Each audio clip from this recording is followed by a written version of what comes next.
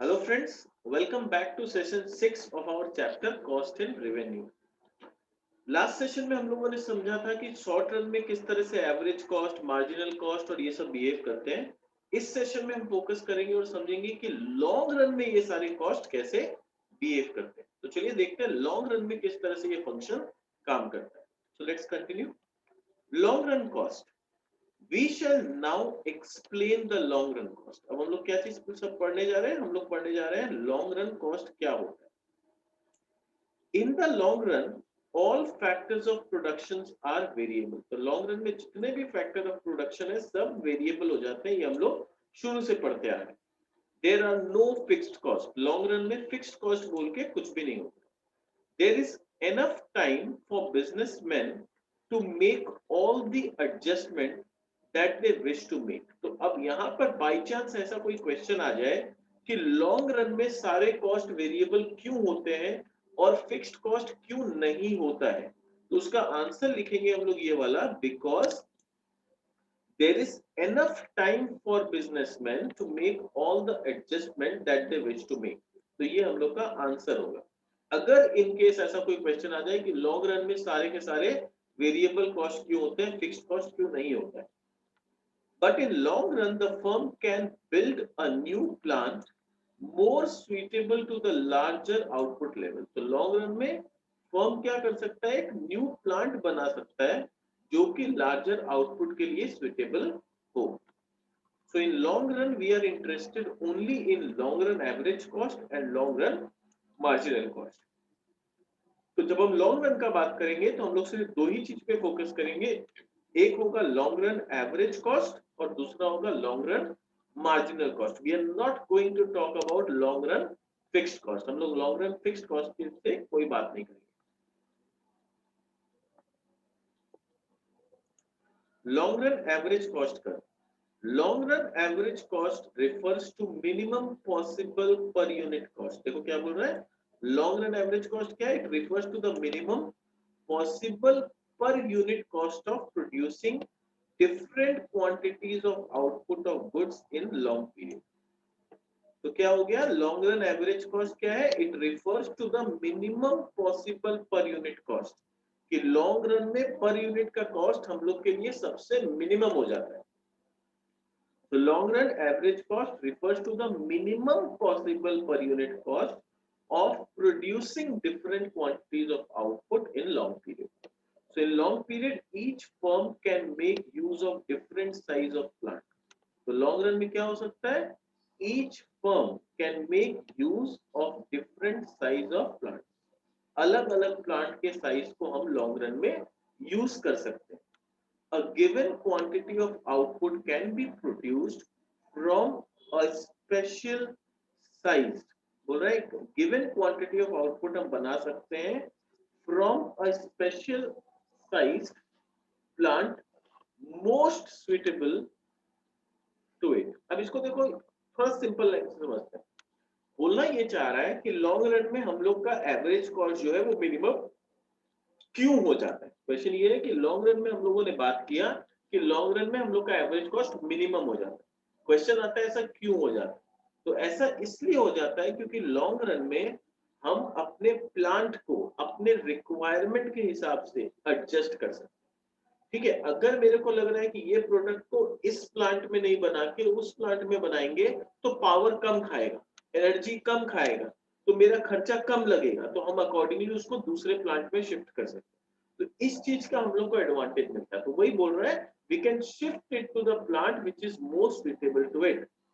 In such a plant, if such a plant is put into operation, the cost of production would be least possible। तो बोल रहे हैं कि अगर ऐसा प्लांट, बोल रहे हैं देखो, if such a plant is put into operation, और उस प्लांट को जब हम ऑपरेट करना चालू करते हैं तो हम लोग का कॉस्ट ऑफ प्रोडक्शन जो हो जाता है वो एकदम मिनिमम पे पहुंच जाता है, it becomes minimum. The rational producer in the long run will produce with the help of such plant। और जो रैशनल प्रोड्यूसर है वो लॉन्ग रन में उसी प्लांट के मदद से प्रोडक्शन करेगा जो उसका एवरेज कॉस्ट को रिड्यूस कर सके टू द मिनिमम। ठीक है, इज इट क्लियर?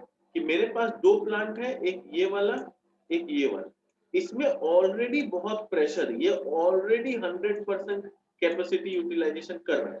इसमें अगर हम दिन का 100 पीस बना सकते हैं तो ऑलरेडी हम 100 पीस बना रहे हैं। अब मेरे पास 5 पीस का एक्स्ट्रा ऑर्डर आया तो मैं इसको फोर्स करके बनवा सकता हूं, पर इसको फोर्स करके अगर मैं इसमें बनवाऊंगा तो मेरा खर्चा ज्यादा पड़ेगा। रादर अगर मेरे पास दूसरा प्लांट है तो इस 5 पीस को मैं यहाँ शिफ्ट कर दूंगा तो मेरा शायद खर्चा कम लगेगा। तो इसलिए क्या हो रहा है, हम वही प्लांट पे अपना प्रोडक्शन करेंगे लॉन्ग रन में, जिसका मेरा अल्टीमेटली एवरेज कॉस्ट कम हो। With change in demand for the output, he will go on changing the size of the plant. और जैसे जैसे मेरा डिमांड बढ़ते जाएगा मैं अपने प्लांट का साइज अकॉर्डिंगली एडजस्ट करते जाऊंगा। Each plant has its short run average cost curve. और हर प्लांट का अपना एक short run average cost curve होता है, with whose help we can derive long run average cost curve also। तो बोल रहा है जैसे मान लो यहाँ पर अपने डायग्राम से भी समझेंगे, तो बोल रहा है हर प्लांट का अपना इस तरह से short run average cost curve होता है, और ये सारे प्लांट को मिला के हम एक लॉन्ग रन एवरेज कॉस्ट पे पहुंचते हैं कि लॉन्ग रन एवरेज कॉस्ट कैसे निकलता है। ठीक है, अभी हम लोग ये देखते हैं। Suppose that a firm can make use of Suppose that a firm can make use of 3 types of plant। तो मान लो कि फर्म अगर 3 तरह के प्लांट को यूटिलाइज कर सकता है, एक स्मॉल प्लांट है, एक मीडियम प्लांट है और एक लार्ज प्लांट है। The small plant operates with the cost denoted by the curve SSC1। तो एक छोटा प्लांट है जो SSC1 कर्व के हिसाब से काम करता है। ठीक है, the medium plants operate with the cost of SSC2, और जो मीडियम प्लांट है वो SSC2 कॉस्ट के हिसाब से काम करता है। ठीक है, and a large size plant give rise to the cost shown SSC3, और जो बड़ा साइज का प्लांट है वो SSC3 कॉस्ट के हिसाब से काम करता है। अब फिगर 8.12 में हम लोग को क्या देखने मिल रहा है वो समझते हैं। In figure 8.12, as long as output is less than or equal to OQ0, तो जब तक मेरा आउटपुट OQ0 के लेवल तक है,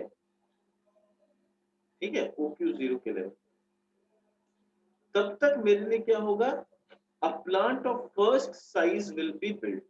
तो मैं first size of the plant पे अपना काम करूंगा और फर्स्ट साइज का प्लांट करूंगा। क्यों? क्योंकि यहाँ पर मेरा कॉस्ट, यहाँ पर ऑब्वियसली मेरा कॉस्ट यहाँ पर मिनिमम है, नो डाउट, बट स्टिल क्या हो रहा है, मेरा कॉस्ट यहाँ तक OQ0 तक मैं मैनेज कर सकता हूँ। थोड़ा खर्चा बढ़ेगा but I can still manage.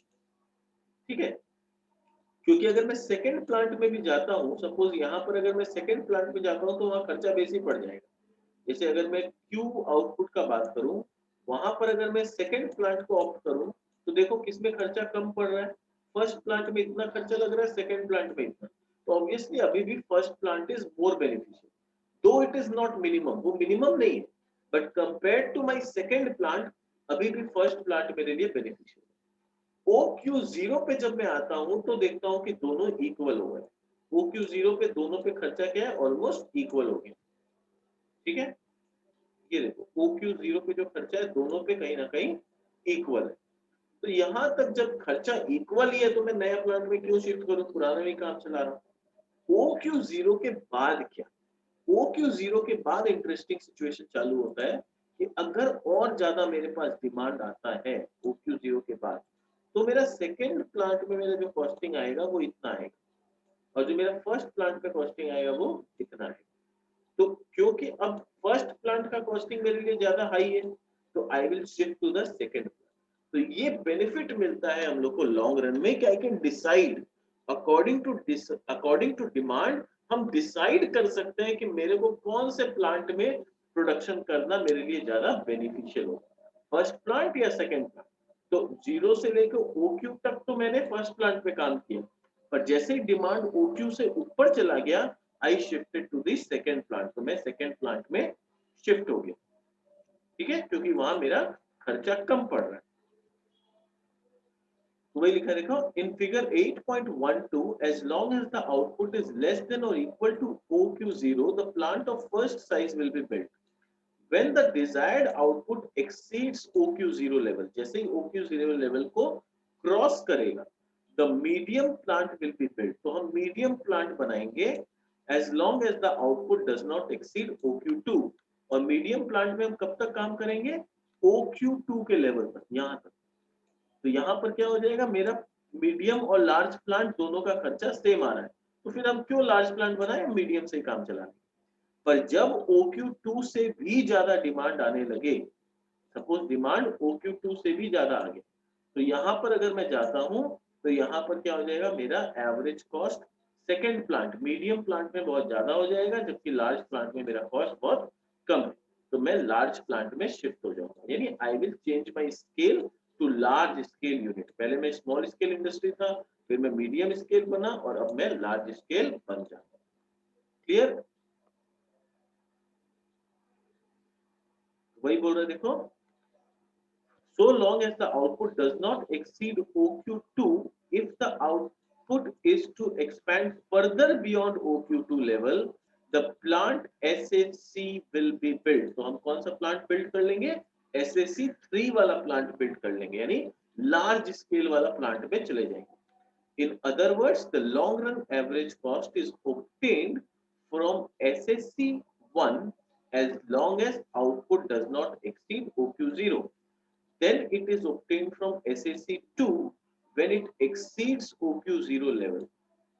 For example, if a firm makes use of medium plant as reflected by SAC2 at OQ level, ठीक है, सपोज OQ लेवल पे अगर वो मीडियम साइज प्लांट को यूज कर रहा होता, ठीक है, OQ0 लेवल पे, OQ level of output, cost per unit will be higher against QC when ACC plant is used. तो ये सब मैंने ऑलरेडी समझा दिया आप लोग को कि किस तरह से मेरा कॉस्ट कौन से प्लांट में सस्ता होता है, ये कैसे देखते हैं। तो एक बार दोबारा मैं समझा देता हूँ, मैं इस पे इतना डिटेल में जाने का जरूरत नहीं है। यहाँ पर देखो, अगर मैं OQ लेवल पे काम करूँ तो मेरे पास दो ऑप्शन है कि आप मीडियम साइज पे भी काम कर सकते हो और आप स्मॉल साइज पे भी काम कर सकते हो। तो मेरे को ये देखना है मेरा खर्चा किस में कम लगेगा। तो ऑब्वियसली मेरा जो फर्स्ट वाला प्लांट है स्मॉल साइज, उसमें खर्चा ये लग रहा है, जबकि मीडियम साइज वाला में खर्चा ये लगेगा। तो कोई भी कॉमन सेंस जो बिजनेसमैन वाला होगा वो यही डिसीजन लेगा कि मेरे को मीडियम साइज में नहीं जाना है, मेरे को शॉर्ट वाले में स्मॉल साइज में ही काम करना है।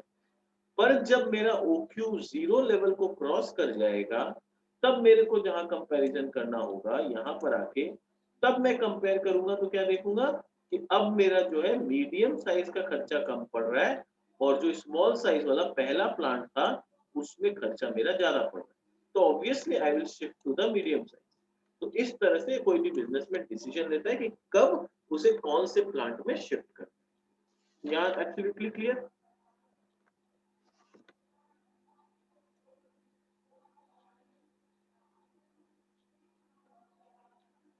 ठीक है, अब यहाँ पर आ जाते हैं। Now if we assume that there are large number of plants available, suppose मेरे पास बहुत सारा प्लांट है, एक दो तीन नहीं, 30-40 plants are available, each suitable to different size, और हर प्लांट में सुइटेबल क्या है, डिफरेंट साइज का अलग अलग plant. then the curve reflecting the minimum cost of production of each plant will be the long run average cost of the firm.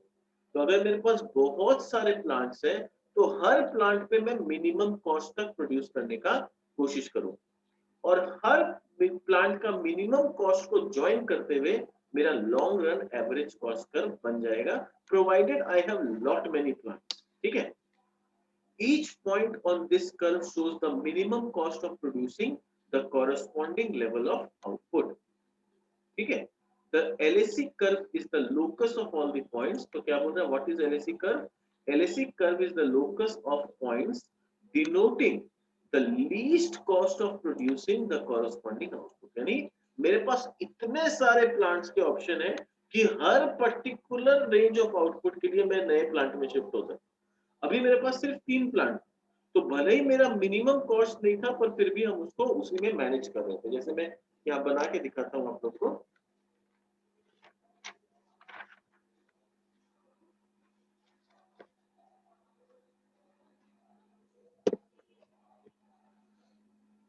जैसे देखो अभी हम लोग के पास क्या था सिचुएशन, हम लोग के पास 3 ही प्लांट, एक ये, एक ये, एक ये, ठीक है।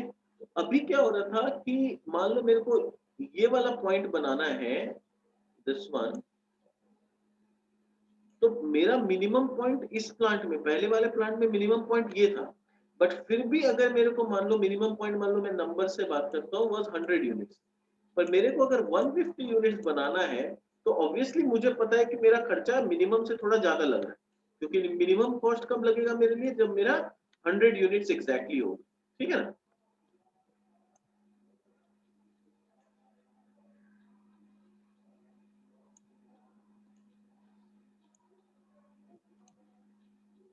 तो मिनिमम कॉस्ट मेरा कब होगा, जब मेरा 100 यूनिट्स होगा, तब मेरा मिनिमम कॉस्ट होगा, ठीक है। पर 150 पीस बनाने में मेरा इस प्लांट में खर्चा थोड़ा बढ़ रहा है, but compare to my next plant अभी भी वो थोड़ा सा सस्ता है, नेक्स्ट प्लांट से कंपेयर करूं तो सस्ता है, जबकि मिनिमम कॉस्ट कितना होना चाहिए था मेरा, इतना होना चाहिए था। तो इसलिए क्या मेरे पास ऑप्शन नहीं है कि मैं इसको मिनिमम कॉस्ट में प्रोड्यूस कर सकूं, तो थोड़ा हायर कॉस्ट में भी मेरे को बनाना पड़ेगा, पर इसलिए क्योंकि मेरे पास हर लॉट के लिए प्लांट साइज अवेलेबल नहीं।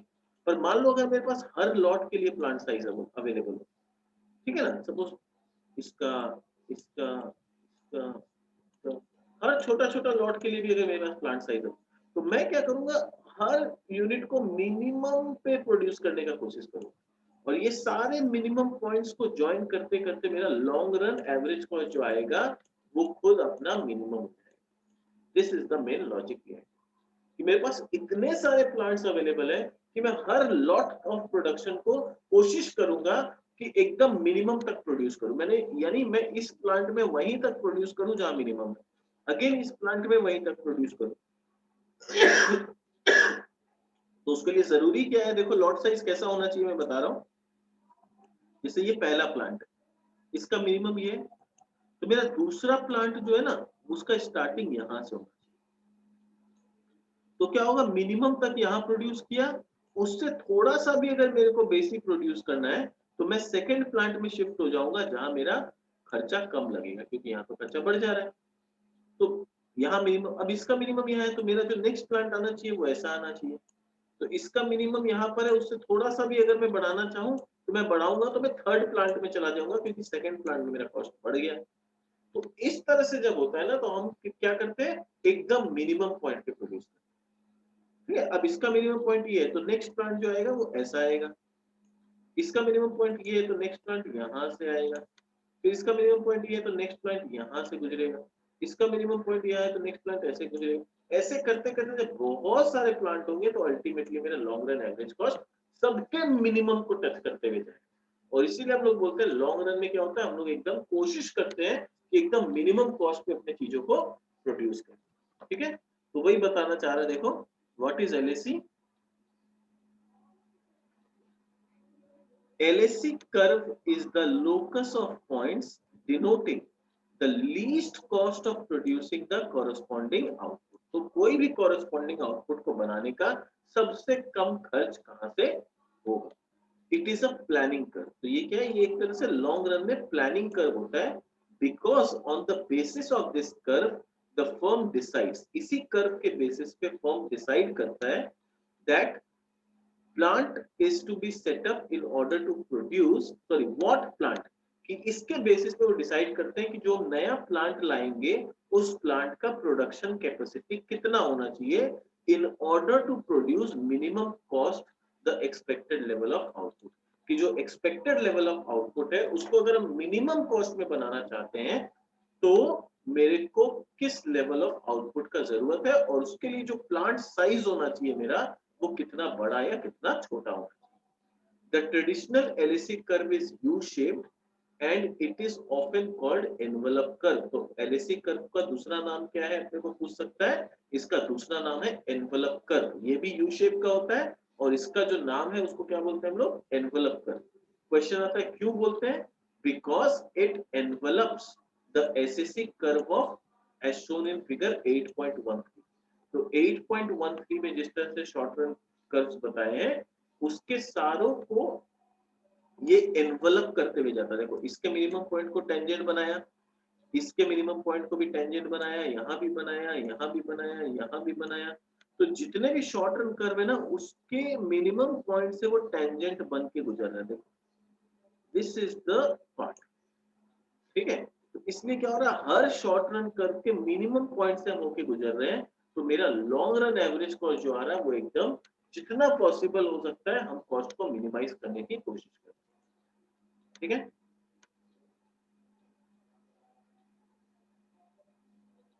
अब आता है कि ये लॉन्ग रन एवरेज कॉस्ट का जो यू शेप है, उसको ये यू शेप कहां से मिला।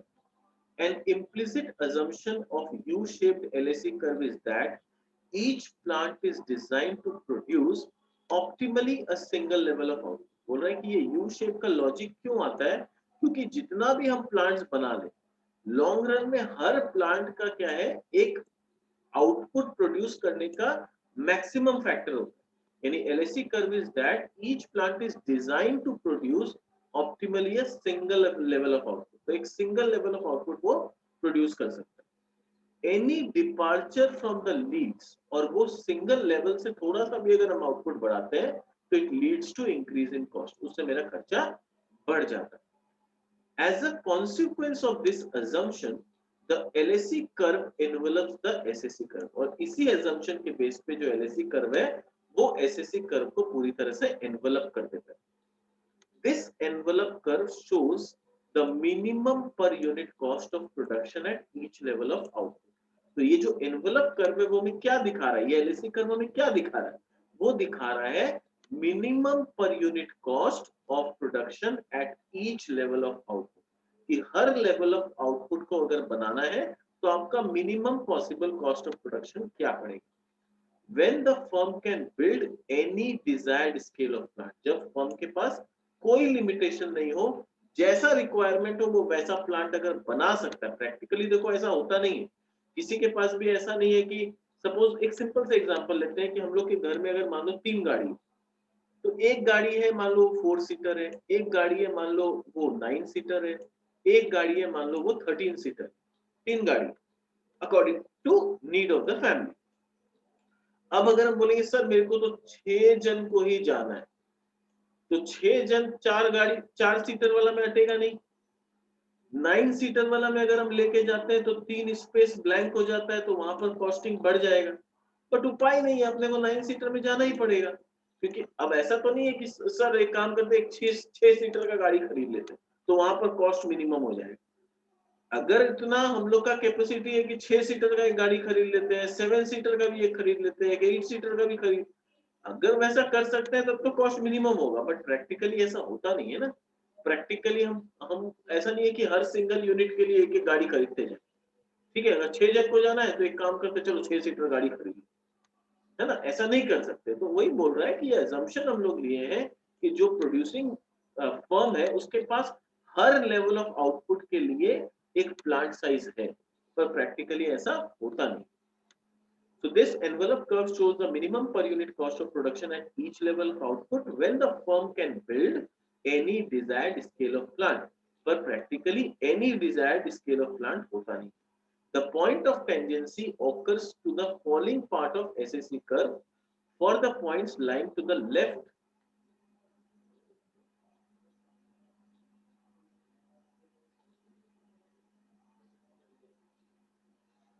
Of the minimum point of LAC curve. अब इसको ध्यान से समझना, ये क्या बोलना चाह रहा है कि जो पॉइंट ऑफ टेंजेंसी है, ठीक है, वो क्या होता है, मैं बना के दिखा रहा हूं।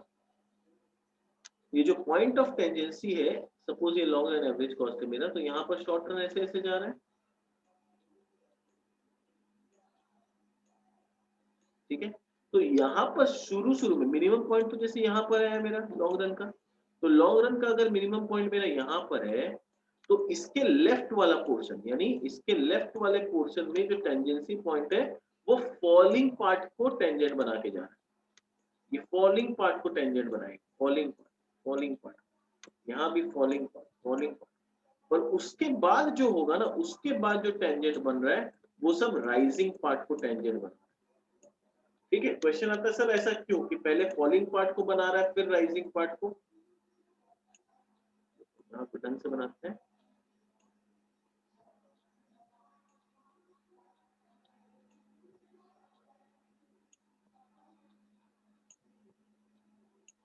ठीक है, तो पहले यहाँ पर क्या हो रहा है, फॉलिंग पार्ट बन रहा है सारे टेंजेंट, यहाँ देखो सारे टेंजेंट फॉलिंग पार्ट में बन रहे हैं मिनिमम पर। उसके बाद क्या हो रहा है, सब राइजिंग पार्ट में बन रहे हैं।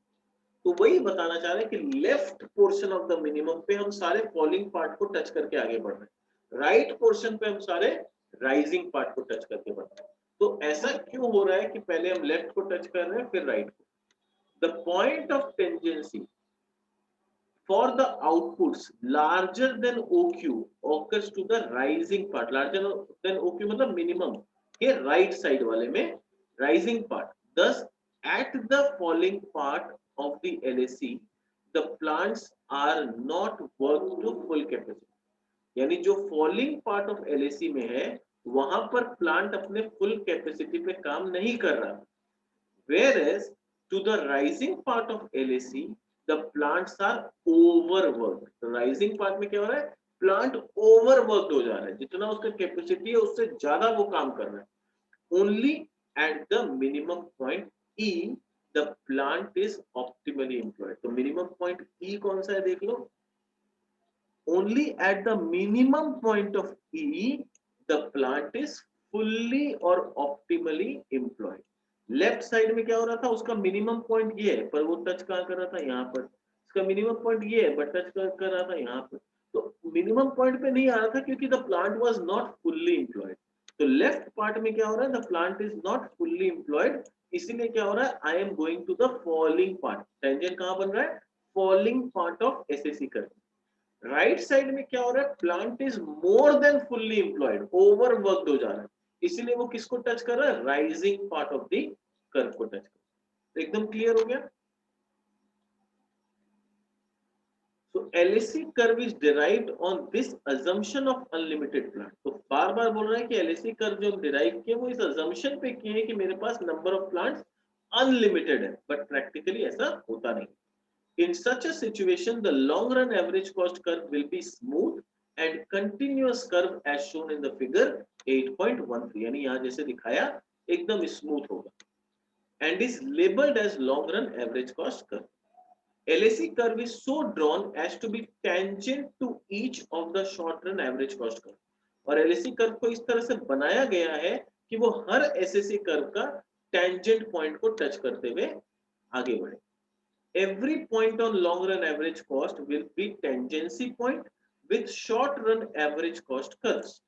Thus, LAC is the locus of all such tangency।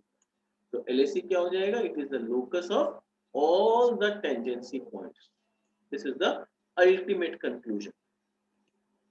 It is clear from figure 8.13 and 8.14 that a larger output can be produced at lowest cost with the larger plants। तो इससे क्या पता चल रहा है कि larger output हम बना सकते हैं और वो भी कम खर्चा में। क्यों, अगर मेरा प्लांट साइज बड़ा हो। अगर मेरा प्लांट साइज बड़ा है तो हम ज्यादा यूनिट भी बना पाएंगे और कम से कम कॉस्ट में भी बना पाएंगे। Whereas smaller output can be produced at lowest cost with the smaller plants। और अगर मेरे को छोटा क्वांटिटी बनाना है तो फिर मेरा प्लांट साइज भी छोटा होना चाहिए, तब मेरा कॉस्ट जो होगा वो कम पड़ेगा। यानी अगर कम क्वांटिटी बनाना है तो फिर अपना प्लांट साइज को बड़ा मत करो वरना खर्चा बेसी पड़ेगा, अपना प्लांट साइज को भी छोटा रखो। और अगर अपने को ज्यादा क्वांटिटी बनाना है तो फिर छोटा प्लांट में नहीं होगा, फिर प्लांट साइज भी बड़ा करो ताकि मेरा खर्चा कम पड़े। ठीक है। Thus, LAC is U-shaped, but U-shape of long run average cost curve is less pronounced, flatter। less pronounced मतलब ज्यादा U नहीं होता है, थोड़ा सा flatter होता है than the short run। जो short run का U-shape तो पूरा नजर आता है, long run का U-shape ऐसा नहीं होता है, वो इस तरह से थोड़ा सा ऐसा कर्व होता है। तो ये जो है ये क्या है, ये फ्लैटर U-shaped है। ये long run average cost जो है ये शॉर्ट से ज्यादा फ्लैटर है। शॉर्ट रन एवरेज कॉस्ट तो देखने में एकदम यू जैसा लग रहा है, बट लॉन्ग रन में क्या है, देखने में यू जैसा नहीं लग रहा है, थोड़ा सा फ्लैटर है। ठीक है। It falls first reaches the minimum. तो वो भी क्या होता है, पहले थोड़ा सा गिरता है, मिनिमम पे रीच करता है, थोड़ा थोड़ा फिर बढ़ना चालू होता है। So it falls first, reaches the minimum and then starts rising. उसके बाद वो बढ़ने लगता है। Thus, in figure 8.13, LAC falls up to point E. तो एलएसी क्या होता है? It falls up to point E, rises beyond E and is minimum at E. तो एलएसी कर्व क्या हो रहा है? फॉल कर रहा है टिल ई, और ई के बाद वो भी बढ़ना चालू हो रहा है। तो ई के बाद वो बढ़ना चालू होता है और ई के पहले वो गिरता है। तो long run average cost is also a kind of U shape. ठीक है, तो ये एकदम क्लियर हो गया कि long run average cost curve कैसे डिराइव होता है, किस तरह से summation of all the short run average cost को हम सम अप करके एक लॉन्ग रन एवरेज कॉस्ट पे हम लोग पहुंचते।